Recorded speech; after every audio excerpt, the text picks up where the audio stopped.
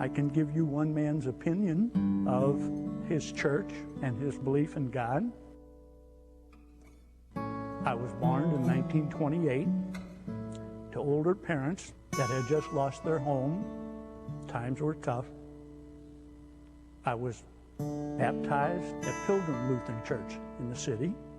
I grew up going to Gethsemane Lutheran Church in Lime Ferry, which was then known as Luxembourg, and one of the services was still in German. My mom died when I was 9. My dad raised me. We moved into the city, and I grew up at Grace Lutheran Church. Grace was extremely important to me because my church made up for my mom.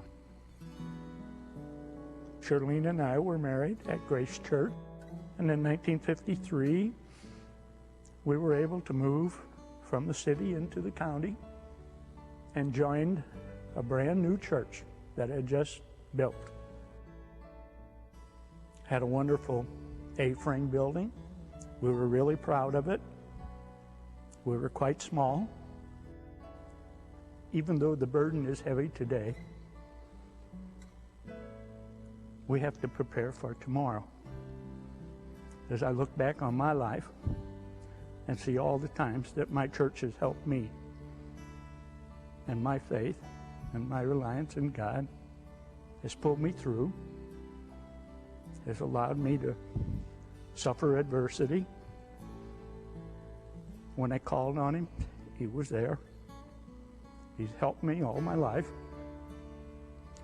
Now it's our turn to help those that follow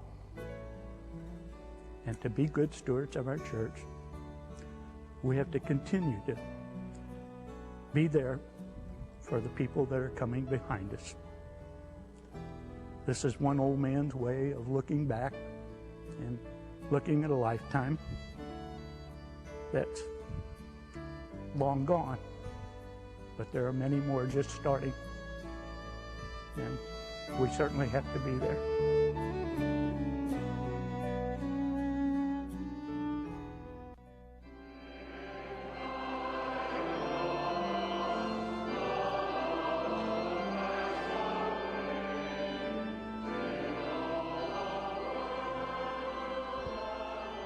I just love Atonement. I've been here since my in-laws brought me.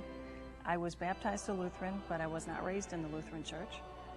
I first thought this was all very formal and just seemed very ornate to me.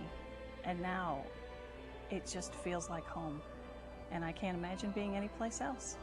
My daughter got to the point where she didn't want to go to the other church that we went to. She wanted to stay here. So I said, well, you know, I can find God wherever church I'm at, and Atonement must be it because my daughter wants to be here. What a glorious place this is.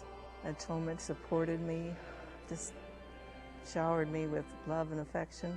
It has filled a big void in my life, especially after I became a widow. The future of this church, any church, is in the youth.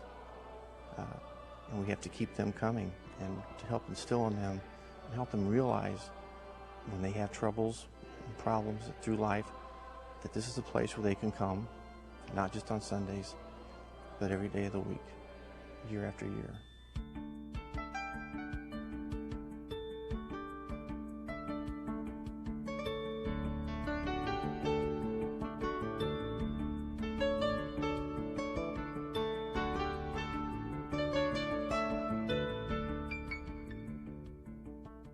One of the things that's exciting about being here at Atonement is that I can show up at almost any hour of the day or the evening and find folks here who are working. They're rehearsing with a bell choir, or they're stuffing envelopes, or they're planning for a children's program.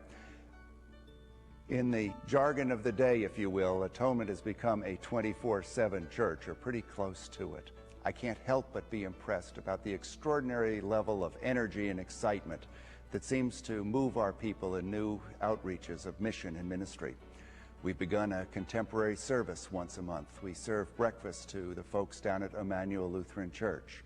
We've got mission trips underway. We are partnered with Peace Lutheran in Salisbury for a program that will raise funds for world hunger. We've been involved in the Heifer Project. We have a new Seniors Alive group that's going.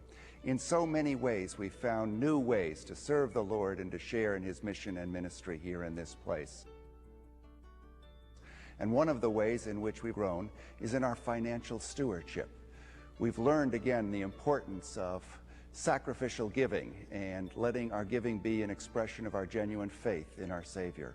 And as a result of that, we've been able to do things that have energized people and have helped them make a connection between their Sunday morning faith and their Monday to Saturday living.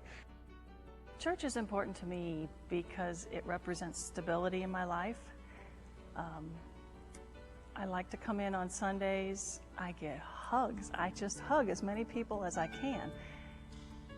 I think I get more hugs on a Sunday morning than I do sometimes through the whole week. And for me, that's an expression of God's love for us and our love for each other.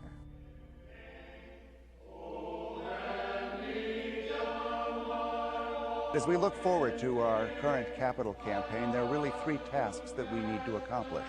The first of those tasks is that we need to fund our congregational ongoing ministries program for 2005. That's probably the most important of these three tasks. Secondly, however, we also want to be able to pay off some of the debt that we've incurred on our two recent building projects. Imagine for a moment that you had a good idea for mission and ministry around this place. One of the first things that you wouldn't want to have happen is to come up here to church to present your idea to one of the pastors or one of our boards or committees, only to be told, well, it's a great idea, but that's not something that we can afford to do. By paying off some of that debt in advance, we will be able to reduce the amount of interest that we're paying and free up more money for mission and ministry. And finally, we'd like to be able to do some renovation work down in Fellowship Hall. We've been using Fellowship Hall now for nearly 40 years, and it's beginning to show its age. It's time to freshen it up and revitalize that space, much as we've done for our primary level classrooms in the last year or so. And so as we look forward to those three tasks, it's also a time for each of us to look to ourselves, to prayerfully consider how it is that we will be participating in this campaign. I think one of the reasons that our financial stewardship has been strong here in recent years is because people have been able to make the connection between their financial stewardship and our congregation's effectiveness in outreach and mission and ministry to so many in the community. They've understood that if they make a sacrificial gift and make it through atonement, that those monies will be well spent to touch lives with the love of Jesus Christ. That's why I think our current campaign is so important. One of the things that we don't want to be is burdened by so much debt here that it hampers our mission and ministry. By our being able faithfully to pay off the mortgage and even to prepay a piece of that mortgage, we're going to be able to devote much less money to interest and principal, much more money to service and witness and outreach and education and the primary functions to which God has been calling us in this place. Our sacrificial gifts are needed.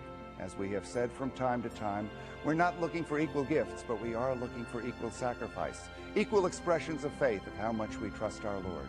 I invite you to join me in prayerfully considering a pledge and a gift to this campaign so that together we might continue the energy and excitement that has become the Lutheran Church of the Atonement.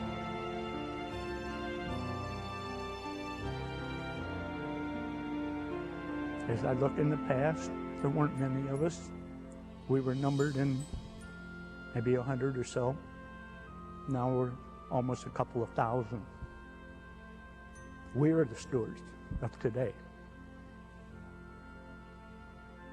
We have to provide for tomorrow. When God asks us, we need to be ready and say yes.